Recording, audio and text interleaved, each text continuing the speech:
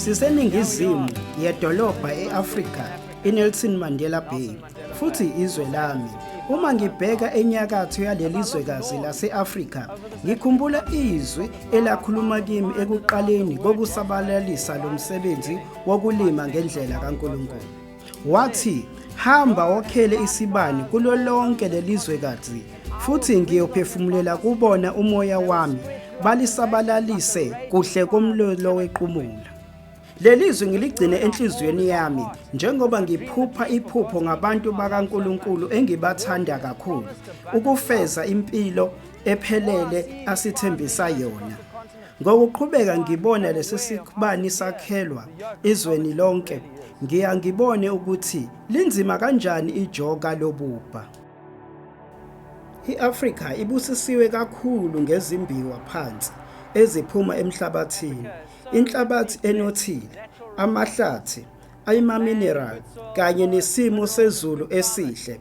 Ngale ndlela yokuthi asikho isizathu sokuthi sidle imbuya ngothi. Ube wazi ukuthi ungahlanganisa i-America, i-Europe, i-China, Alaska kububanzi be-Afrika. Okumangalisayo ukuthi i-Afrika ikhiqiza okungenani amaphesenti ayisihlanu emkhiqizweni ekhiqizwa emhlabeni jikelele. Iningi lamazwe ase-Afrika awunamashumi-35 okungondleki. Isilinganiso sempilo singama-40. Lokho kushaqisa ikhanda.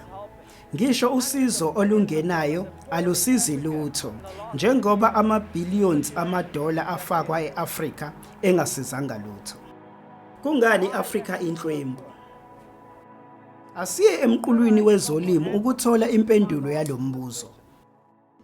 uJohn 10:10 uJesu uthi, "Isela kalizi kungengokweba nokubulala nokubhubhisa. Mina ngize ukuba babe nokuphila, babe nakho kuchichime." Mibili imibuso kulelizwe, umbuso kaNkulunkulu nombuso kaSathane. Iningi lezizwe ezigudle i-Sub-Saharan Africa bathi bangamaKristu kodwa banenqwaba yabantu abangondlekile emhlabeni wonke. Kungani izizwe zabazalwane abanezinto eziningi zomnotho kodwa zinezinga eliphezulu labampofu? Lokhu kukhombisa ukungaziqondi izithembiso zikaJesu uma ethi nizoba nokuphila nibe nakho kuchichime. Izindlela zikaSathane zihlale ziphambene nezikaNkulunkulu. Uma singabona abankulunkulu kusho ukuthi simelene naye. Izwi likaNkulunkulu aliguquki nezithembiso zakhe. Uma samukela uJesu ezinhliziyweni zethu, usinika ukuphila okuchimayo. Uma kungenjalo siphila ngaphansi kwesiqalekiso sokubuswa uSathane. uNkulunkulu uyayazi inhliziyo yomuntu, izinhloso, izindlela kanye nezithombe zakhe. Hosea 4:1 kuya ku-3. Akukho qiniso namusa nakumazi uNkulunkulu ezweni. Kukhona ukufunga nokuqamba amanga nokubulala nokweba nokuphinga nokufohla nokuchitheka kwegazi. Ngalokho izwe liyakudabuka. Amahubo 107:33-34. Imifula wayiphendula ihlane, nemithombo yamanzi yaba isigagadu, nomhlabathi ovundile waba ugwadule likaSawude ngenxa yobubi babantu ababehlezi khona. Kufanele sazi ukuthi ijoka lobubha ilona elokuqala ezintweni ezithinta umphefumulo. Uma sigxila kuphela ekwenzeni nasekuphatheni, angeke siphumelele ukusiza abampofu. Laba okhiye abayisithupha beBhayibheli. Okokuqala, kholwa nguNkulunkulu yena yedwa. Okwesibili, qaphela izindlela zakho ngoba uyithempeli likaNkulunkulu. Okwesithathu, ukuqonda ubukhulu bamandla kaNkulunkulu. Okwesine, lokhu okutshalayo uzokuvuna. Okwesihlanu, ngenisa okweshumi neminikelo endlini kaJehova. Okwesithupha, yiba ingxenye.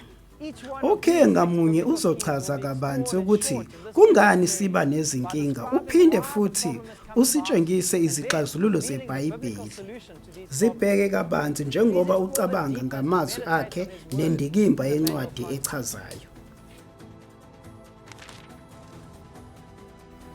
Uhlala empilo ezingxenyeni ezintathu zempilo: ngokomphefumulo, ngokomqondo, ngokomzimba, ukugcina ezolimo kubona. Njengalendlu ekhanyayo esivikela kwi-reef kaSathane, ngiyathemba ukuthi lezi zikhiye zizoveza izindlela imikhuba emibi evezwa uSathane ezimpilweni zethu esiyiphiwe uJehova. Ndlelanhle.